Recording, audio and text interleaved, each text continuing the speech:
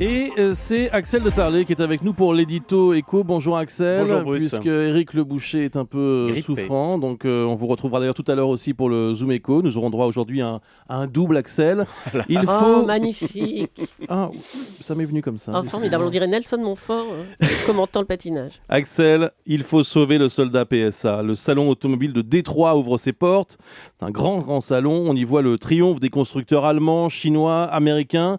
Et les Français, ils sont où les Français? Ils sont dramatiquement absents. Bah oui, ça fait mal au cœur. Hein. Volkswagen bat des records de ventes avec 9 millions de ventes l'an dernier, 3 fois plus que PSA.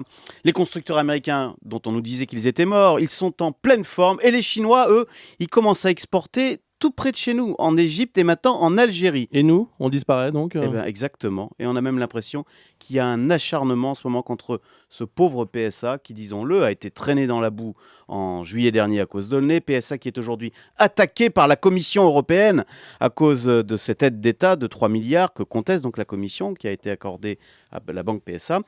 Et puis PSA qui est attaqué commercialement par Volkswagen. Alors ça, c'est une rumeur. On dit que le constructeur allemand mènerait actuellement une guerre des prix en Europe avec un seul objectif, faire disparaître PSA. Disparaître PSA, on en est là. Eh ben, écoutez, disons que la situation est sérieuse. PSA perd quand même 200 millions d'euros par mois. Donc à un moment, maintenant, la question, bientôt, ce ne sera plus l'avenir d'Aulnay, mais l'avenir de PSA en tant que constructeur indépendant.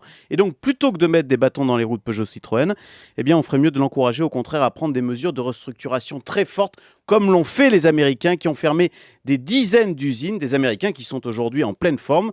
Parce qu'en ce moment, on assiste à un supplice, on assiste à la mort lente, à petit feu de notre industrie automobile, car il ne faut pas se faire d'illusions. Derrière PSA, Renault n'est pas très loin, avec des ventes qui décrochent de la même façon. Merci Axel de Tarlet. Dans un instant, un an après, sur Europe 1.